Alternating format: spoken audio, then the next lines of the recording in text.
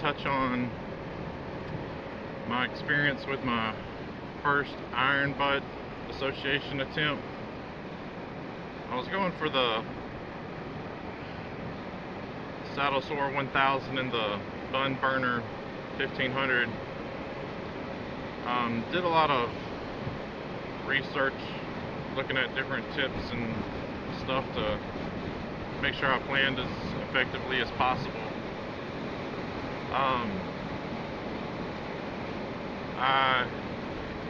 One of the things I saw was to leave early in the morning so you can ride unfamiliar roads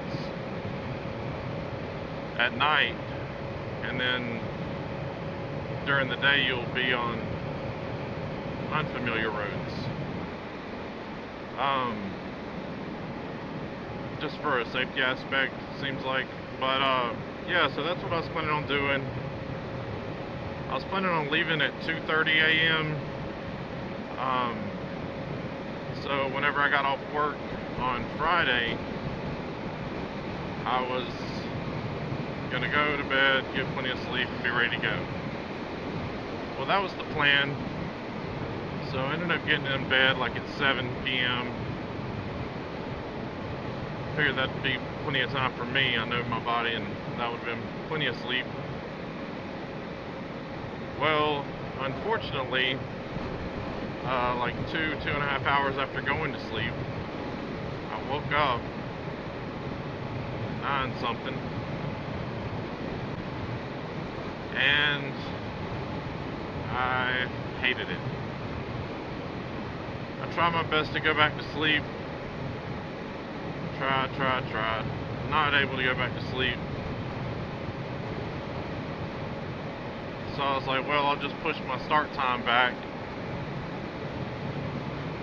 And then I was like, well, I'll just go ahead and leave. So this was after like 2 hours of trying to sleep after I woke up. So I got all my gear packed together, and it was around like 11:45 p.m. Loaded up, headed to my first gas stop. I was feeling good. Got to my second gas stop, still feeling pretty good. So I was coming up on my third gas stop, and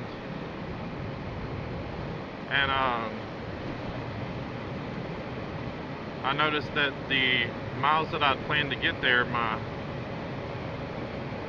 remaining fuel, the remaining fuel in my tank didn't seem like it was going to quite get me there. So I was like, well, I'll just stop prior to that, no big deal. But then I got to thinking, dang, this fuel stop's blown, and then my whole plan that I've routed out, all of those are going to in turn change because I won't be able to get to those. It was just mentally a struggle for me, just thinking about that. That coupled with the way I chose to pack my gear. I ride a Ninja 650 and do not have any saddlebags or anything, so everything was in a backpack. Well, bought the backpack. It's a decent sized one, has a little bit of weight to it without anything in it, which, mistake one. Secondly, once it's packed with all my gear, which I took some snacks, some water, some additional clothes and stuff, it weighed a pretty good bit initially, but whenever I first got on the bike, it didn't really feel that heavy. Well, going down the road, that weight starts to tack on, you start feeling it. So as I'm riding down the road on the way to the third gas stop, just the weight of this backpack just was so uncomfortable. As well as the seat on this Ninja 650. I have the ErgoFit seat, so it sits up a little higher, gives you a little bit more leg room, but it is still not nearly as comfortable as the stock seat I had on a Honda CBR 500R 2013. Had that for 10 years. I love that thing. Regret getting rid of it. Anyways, the seat is not comfortable at all. Then you add 30 to 40 pounds of equipment weighting your body down even harder onto the seat. It just, yeah, it was a lot going on. So, kind of recap the lack of sleep was a big thing, obviously. I thought I planned my gas stops correctly based on the mileage that I've been getting. However, one thing I did not take into account is the constant interstate speed changes your fuel consumption. Like riding these back roads and stuff, I get one thing, but it didn't cross my mind going at interstate speeds for prolonged periods of time that it would alter my fuel consumption at the way it did. Then there's, again, the packing. There was a lot of weight in my backpack that added to it. So the next time I try it, which I'm gonna try, again, just because I want to, personal satisfaction, I'm not going to start out trying to combine my Saddlesore 1000 and Bum Burner 1500 into one trip. I'm going to go for the Saddlesore 1000. That way I can pack significantly lighter than I did initially. I'll take a different backpack so there's not nearly the weight on me. So that's that. I'm gonna do just do the Saddlesore 1000 to try to get that under my belt, and then look into the 1500 at another time. Also gonna change my start time to a little bit later in the day, just so I can make sure that I'm not all antsy and I get quality sleep so I can be rested for the ride. Oh, and something else I forgot to mention. So in all these videos that I watched, one of the key talking points that I saw was on hydration.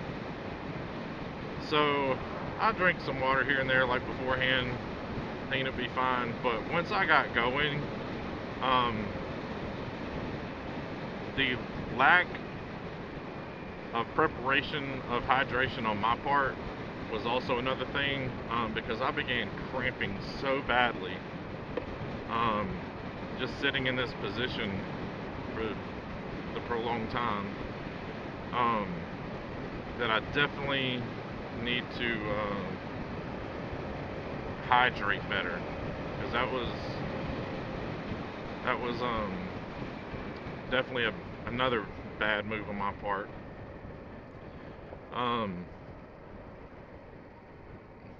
So yeah, that's kind of it in a nutshell. Just sleep, packing, planning, gas stops to account for the decreased miles per gallon on the interstate,